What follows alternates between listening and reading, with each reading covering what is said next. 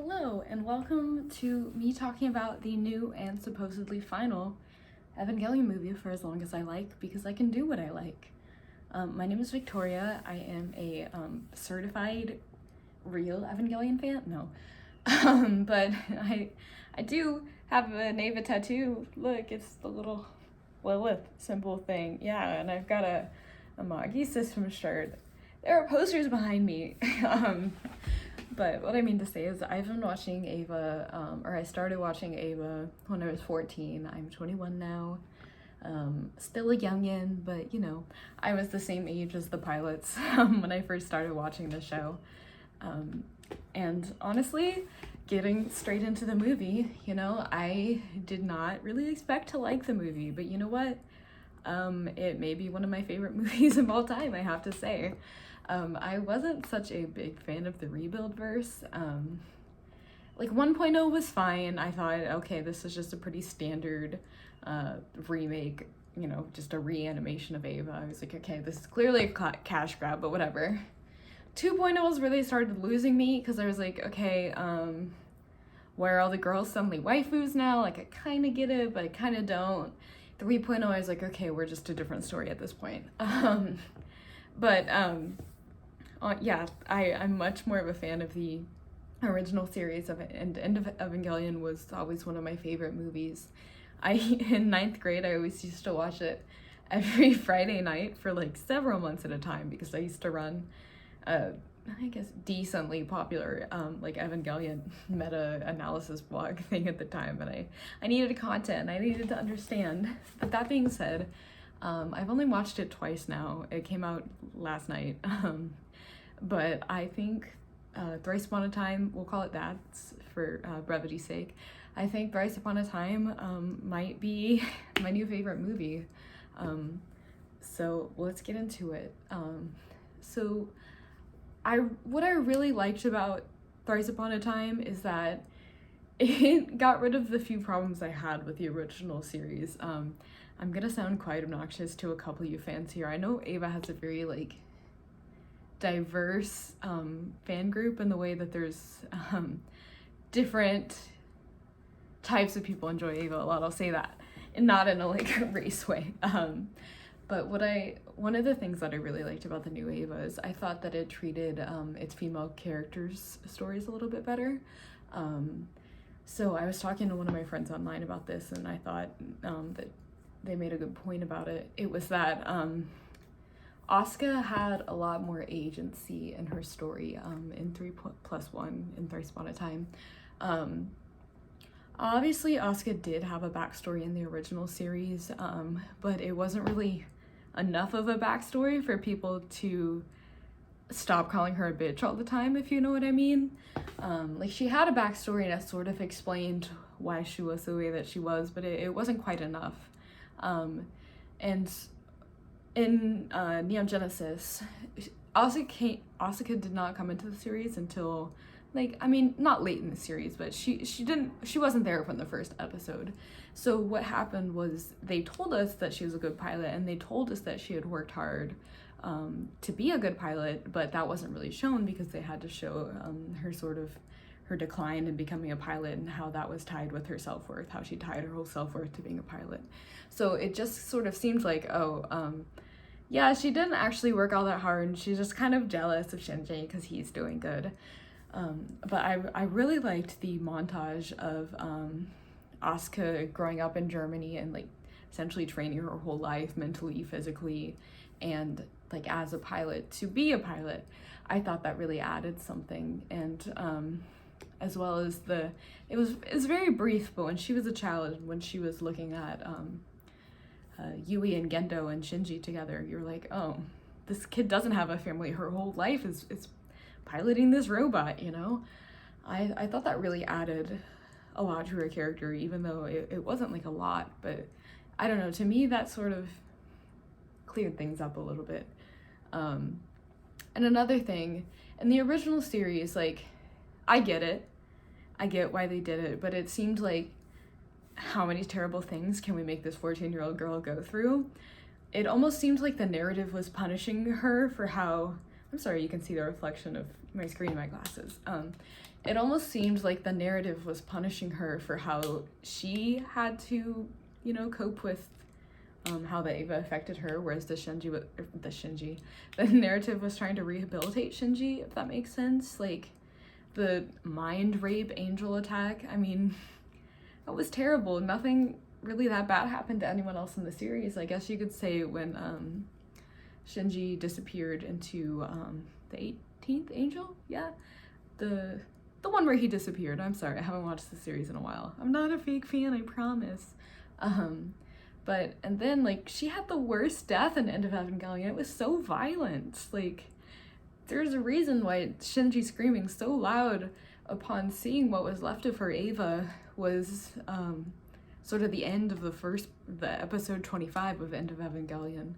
I mean, luckily they showed it through the point of view of what was happening to Unit 2, but if you really sit and think, oh my god, there's a teenage girl inside there who's feeling everything that this robot is feeling, like, oh my god.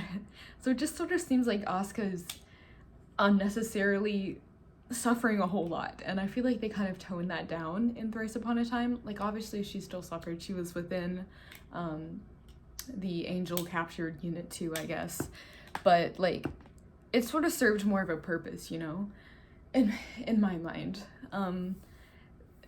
The only thing I didn't like, I liked the new beach scene.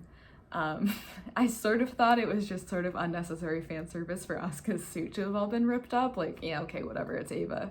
There's gonna be fan service.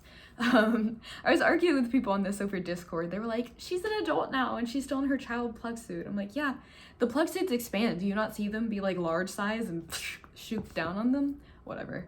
I mean, not really a big gripe, but it was still funny to me. Rei. Let's move on to Rei, my love, my daughter. There are pros and cons to how they treated Rei within this movie, I think. I really loved how they treated her, or I guess Miss Lookalike, at the beginning. We didn't really get to see Rei in the context of her interacting with normal people within the original Eva series. Like, obviously she did go to school, but she was still directly under the influence of like Gendo and Nerve at the time. So she wasn't really like interacting with her classmates, but I loved how she was living with Toji and wow, I'm forgetting her name, class rep. I am so bad. Hikaru. I loved how she was living with Toji and Hikaru, and I loved the sort of motif. I mean, obviously Rei has always had a motif of motherhood, but I liked how Hikaru was a new mother and Rei was taking care of Tsubame.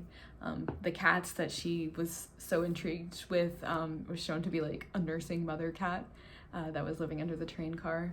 I loved her working with the women in the fields. You're like, yeah, you know what? Rei is like, despite all the weird thing that she technically is, she can be a teenage girl, you know. It made my little heart happy to see her get to be normal for a while, you know what I mean? But then it made it all the worse. My heart broke when her suit started failing and she's like, oh, I can't live inside Nerve. But I found that the beginning of the movie, it was a long movie. I don't know if I can say even the first half of the movie. The first maybe like quarter or third of the movie, it focused pretty heavily on Miss Lookalike Rei in her story and developing her as more of a human being. And then I felt like Rei was not really touched for the latter half of the movie all that frequently, which I thought was a little strange. Like, obviously, there was giant CGI abomination Rei, but I was almost like, why is she here? There was a narrative reason for Rei being sort of the bringer of instrumentality in End of Evangelion. Like, she merged with Adam to start instrumentality, you know, but Gendo did it in Thrice Upon a Time, so you're kind of like, okay, why is Rei here then? I kind of felt like, oh, she needs to be here. That's just kind of our brand at this point. I wanted them to wrap up Rei's story as well as they wrapped up Shinji and Asuka's story, because you know what? I'm not much of a best girl fighter because they all have pros and cons, but I was always drawn to Rei the most, so that hurt my heart a little bit, that she didn't get as much of a story as the others. But, you know, maybe that's saying something about her, because Rey has always been the most, like, mysterious, I guess, outside of Kaoru. Sort of like the most mysterious. Her whole point is that she's not quite human, you know what I mean? She's struggling with her humanity. But I wish they had done a little more with Rey. That was probably my biggest gripe with the movie. But I loved what they did with her at the beginning. Now to our dear Shinji-kun. Do I sound like too much of a weeb if I say that? I do, but I don't care. So, Shinji. I'm not one of those people who's like, ew, Shinji's such a little bitch. Grow up, man. But I think Shinji is a deeply flawed character, obviously, just like every character in Eva is. He just gets a little more flack for it, first of all, because he's male, and the rest of the young main cast are female, so people expect him to be a little tougher or whatever. Also just because he is the protagonist, so people are going to focus on him more, obviously. But yeah, I'm not much of a, oh, Shinji's a little bitch person, but I'm not like, oh, Shinji's my perfect little cinnamon roll angel either. Like, he did some messed up things. He does some things that are understandable within his situation. Like, he's supposed to be a human. Cool. I loved how they had Shinji grow up, essentially, over the course of this movie.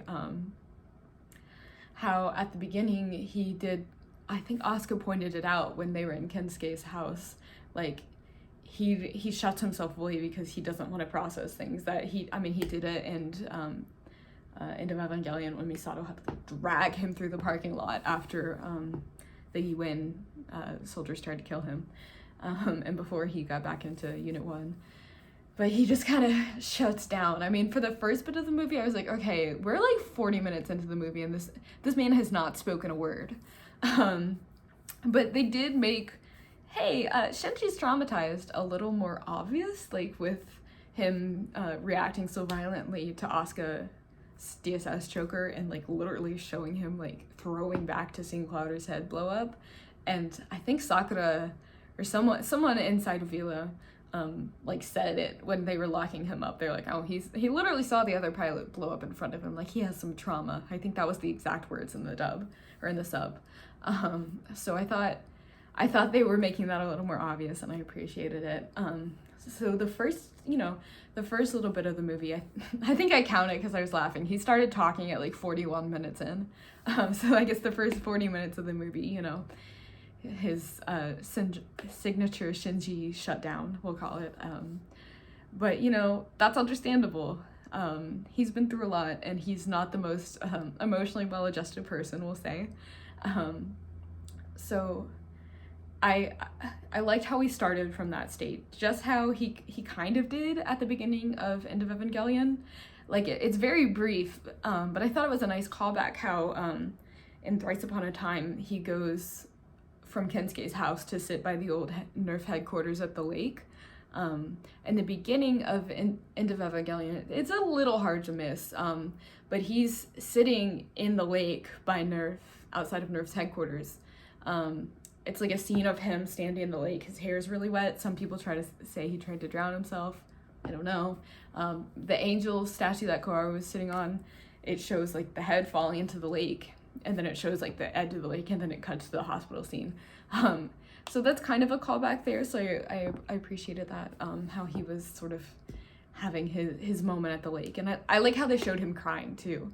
Like, they showed him obviously having breakdowns in the original series, but I can't remember now if they showed him crying actually or not. Anyway, I appreciated that. And I liked how right after that he sort of went back to like his normal state. His normal, like, not having a mental breakdown state, I guess. But then from there he was trying to take responsibility going with Asuka back to Vila. I mean, obviously they you know, they weren't gonna let him take responsibility, but he tried. And of course, in instrumentality, I liked this instrumentality. I don't know how it happened. I know a lot more about original Ava lore than I know rebuild Ava lore. I'm like, why Why are there 6 atoms? Why are there 4 spears? What's happening? What is the anti-universe? Whatever. I'm here for the story and the character, or for the characters and their actions more. But I did like, as much as I adore the impact scenes within End of Evangelion, I really liked, first of all, I liked how he was sort of going through impact with Gendo this time instead of going through it with Asuka, I guess you could say. I liked how they were relating Shinji and Gendo's stories. But I like how this time it was a lot more clear, like, Shinji's accepting things. Shinji's taking responsibility, if that makes any sense the way I'm wording it. Like, he talked to Asuka. They were both like, she had admitted earlier in the movie, you know, I liked you, but I grew up. And he essentially said the same thing. I liked you, but I grew up. I thought that was good. I do not ship them at all. That drives me crazy. But, I mean, obviously they do have feelings for each other within the series, but it was not healthy. I mean, he choked the girl twice in one movie. What are y'all doing? But I liked how they both accepted that they had feelings for each other, and they were like, yeah, okay, we can accept this, we can move on. And sort of the same thing with Kwaru. I guess we'll sort of segue into Kwaru here too, because it sort of fits in. Oh my god, Kwaru. I'm not usually much of a Kwaru simp, but first of all, it cracked me up how in the subs that I watched, at least, he straight up said, I was attracted to you. I'm like, okay, at Netflix next time with the you're worthy of my grace. And like, he straight up said, I was attracted to you, I wanted to give you happiness. I'm like, okay, so we're getting less ambiguous here. And then it cracked me up that right after Shinji was like, yeah, you're like my dad. Okay, Freud, in what way is he like your dad? I didn't quite get the parallel there, but you know, I know Anno loves him some Freud. But I like how, you know, they both accepted that too. Like, yeah, okay, maybe there was something there, but hey, Kwaru, maybe it's not the best idea to base your entire happiness off of someone else's happiness. You know what I mean? But I liked how it became that Shinji was almost the more strong force in that relationship. I'm not saying relationship like romantic, but just, you know, two people interacting. I like how it became Shinji offering his hand to Kwaru and being on an equal plane to him. It was sort of implied that, you know, Kwaru knows what's happening behind the scenes. He knows that this is a loop before. And he had the burden of that knowledge and Shinji didn't. I liked how Shinji had that knowledge and was like, hey, it's okay. And Kwaru crying, that's when I started crying. I was like, oh, okay, this is where we're going. Yeah, I cried a lot during the movie. But mostly I cried in the first 45 seconds because I was like, oh my god, Evangelion is ending. And then a lot of it, I was like, oh my god, what the hell is happening? And then I started crying again at the end. Anyway, back to Shinji. So I like how he acknowledged his relationships and the effect they have on him. He acknowledged it and moved past it, because sort of what I saw as the point of Evangelion is you can't, or not, you know, a point of Evangelion, you can't cling on to the past and things that aren't working. You know, you have to have the bravery to take a risk, step forward, if that makes sense. I am not the most eloquent when I speak, my apologies. I really loved how that was a more obvious theme in Thrice Upon a Time, was, you know, accepting things and moving on. And it really did seem like, it seems like he moved on more than he did in Evangelion, or in End of Evangelion. Obviously that's what he did in the original end of the series, and then people were mad because they didn't like how it ended, which I can see. But the end of Evangelion, you're like, okay, well, he made the step to choose, you know, individuality within instrumentality, but then he goes back into Asuka again. So you're like, okay, well, have you learned that much? But it seems like he did learn more, and I think that was reflected in them getting to be adults at the end of the movie, which made my little heart happy, because I started watching Ava when I was a youngin', and now I'm sort of an adult, you know, like them. So I liked that. Now on to Mari. Bro, what? Now I love Mari, okay? I was a defender of Mari with all of my heart back in like 2014 when no one liked her. They were like, yeah, she's just a fan service character. Which, okay, kind of. But I think she did serve a couple of purposes within this movie. I liked her relationship with Asuka. I said I don't have Ava ships, but I did used to ship them in the day, and I used to get a lot of shit for it, okay? They're like, Asuka's straight. I'm like, okay, I can do what I want. I'm not saying they are a relationship in the movie, but I liked how they had their, you know, their little nicknames for each other, which is cute. And Mari's obviously very physically affectionate with Asuka, and she doesn't really reject it. Like, Asuka's getting a little better with human contact, I guess.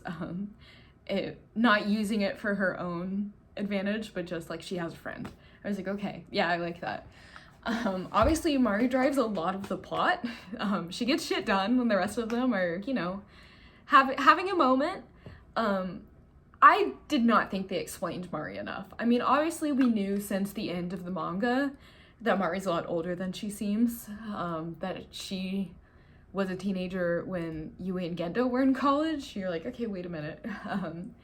And they showed that outright here, they did. Fuyutsuki knew her, she knew Fuyutsuki. And then Fuyutsuki dropped some random name, like Mary something, and I was like, and then they never explained it. I was like, okay, well, that's a little weird. That's suspicious. That's weird. But, so I wish they would have explained more. Like, why is she so invested in Shinji? I know she's like, yeah, I'll come back for you, Shinji. She knew Yui, and it was sort of implied that she liked Yui in the manga, but not so much in the movie. So are we supposed to take it like it's some duty to Yui? Like she's another person that's like super into Yui? I'm saying Yui a whole lot. Like, does she like Shinji? If so, that's a little weird because she's way older than him and is like close with his parents. I don't know. I wish they would have explained Mari a little more. Like, I like how she pushed the plot forward, and was sort of a, I guess, positive relationship within the cast, because they didn't really have a lot of positive relationships amongst themselves in the original series. So I liked that role that she played. Wish they would have explained about more of her backstory, and what's the point of making her so old? What's the point of making her essentially the same age as the parents of the Eva pilots, you know, if that makes sense. Like, I like Mari, still wish they would have done more with her. That's probably my biggest gripe in this series. We did Mari. Now, Gendo. Mr. Gendo. You know, in the original series, I was like, okay, I guess I get it. He loves his wife. I can appreciate a wife guy, I guess. But aren't you taking it a little far, buddy? And then on the other hand, I was like, okay, well, Yui obviously planned everything out. So she didn't plan to take you with her, buddy. So maybe get over it. So I did not expect this movie to make me sympathize with Gendo as much as it did. I mean, it was very begrudging. I was like, okay, I get it, fine. I guess I get it, Gendo. But, oh my god. I really liked how they're like, oh, he tried to throw away his humanity. I thought it was a little weird, the, like, visual metaphor that they went with. Like, were they trying to go with the sort of cross that appears when instrumentality happens with his eyes?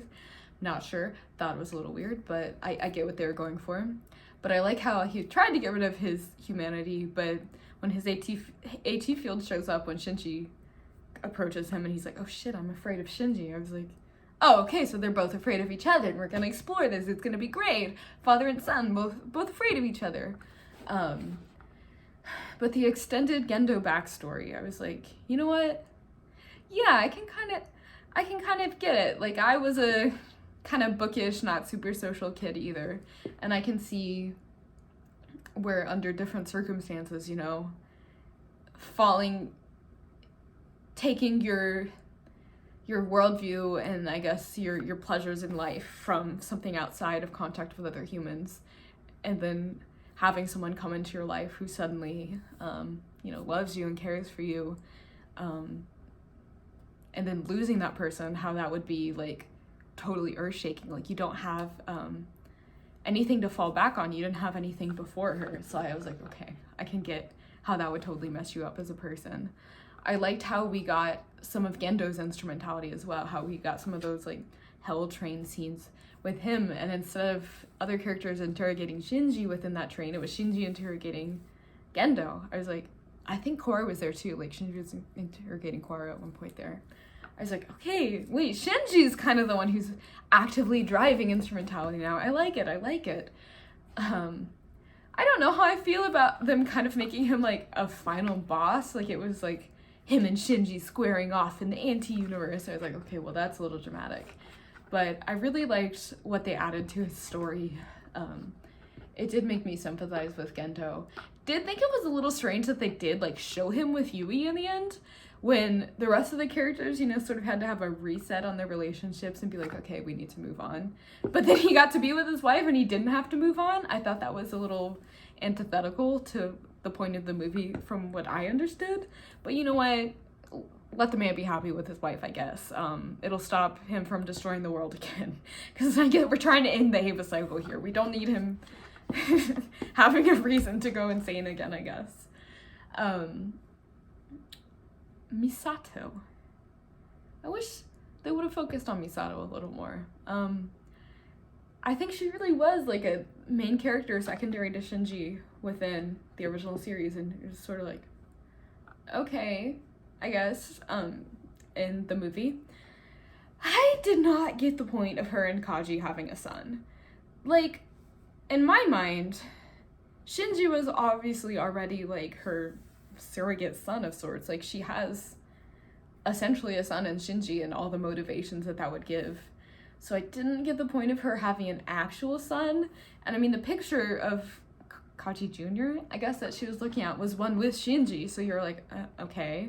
So you are comparing them. You are aware of this. So really, and we only got one scene, like one tiny little scene with Kaji Jr. So I didn't quite get it, but I was like, okay, I guess we're making Misato actually a mother now because the power of motherhood is important within this series. So I guess I got that, but it was a little strange. Yeah, I didn't find Misato had as satisfying as an ending, as satisfying of an ending, but I do like how, you know, she put her hair down, she became a little softer on Shinji, less like her Q self. But yeah, I wish she'd had more of a satisfying story. Sort of overall of the movie, I guess. I've talked about different characters and my opinions upon them now. Upon them? Okay. It was a little long. Like, I get it had to be long because, you know, it's the end of a massive series. But it was like 2 hours, 40 minutes. Okay, that's a little much. But you know what? I'll sit through anything for Ava. I thought the animation was really good at times and a little weird at other times. Like, a point of animation that stood out to me was when Asuka was force-feeding Shinji. I was like, okay, whoa, we're getting a lot of angles and movement happening here, and it looks hard to animate, but it looks cool. CGI Rei was a bit of a miss. The CGI-ness of instrumentality with the little headless figures holding hands was a bit of a miss. I thought the Ava 13 and Ava 1 fight was mostly pretty well done with the CGI. I liked how when they were, not necessarily a flashback, but when instrumentality scenes were, I guess, taking place within something that happened in one of the other Rebuild movies, it switched back to that movie's animation style. I thought that was a really nice little detail. I've been seeing on Twitter a lot of little details within the movie, which I guess you would expect because, I mean, it has been, 9 years since 3.0 came out. Like someone pointed out, after Shinji threw up when he saw Asuka wearing the DSS choker, she had a little scarf over the DSS choker. I was like, okay, Asuka, you little softy, okay. I liked the little details. I always love the Japanese voice cast, Megumi Ogata especially. I mean, I don't mind dubs, but I can't imagine Shinji being anyone other than Megumi Ogata in my mind. The music didn't super stand out to me. There were a couple songs that I liked. 3.0 soundtrack was my favorite, and Tsubasa Kudasai from 2.0 were really good, so I was sort of like holding it up there. an instrumentality scene without something like Calm Suser Toad happening. I was like, okay, I feel like I need to play Calm Suser Toad to like set the mood. Calm Suser Todd, I don't know, I don't speak German. To set the mood right. But overall, I think it was a really good way to wrap up this series. And it was a wrap up. Like, a lot of the time with the end of a series, you're like, okay, they're just kind of getting it done. But I think it wrapped up the series in almost in the sense of a meta narrative as well, of, okay, the series is done, and hopefully you've grown with the series to the point where you don't need it anymore, if that makes sense, which is why I got so emotional with it. I was like, yeah, you know what, I have grown. I was also a 14-year-old kid with some issues when I first watched Ava, and now I'm older, still have some issues, but hopefully, you know, maybe I learned a little something from this massive series that I love so much, that I can take with me. I'm gonna stop before I get emotional again, but this was 31 minutes approximately of me talking about Evangelion Thrice Upon a Time. Go watch it on Amazon Prime, which is totally how I watched it, and I didn't watch it early. Yes, go watch it on Amazon Prime, I guess, if you haven't. I don't know why you wouldn't have at this point. It is a fantastic movie. I didn't have any issues with it, and I haven't seen anyone talk bad about it, which is insane for how big of a series Ava is and how divisive, like, 3.0 was especially. So thanks for watching. Sayonara, subiteo Evangelion. That's a weeb thing. Goodbye, all of Evangelion. It meant a lot to me. Thank you, Hideaki Anno. You insane little man. Bye.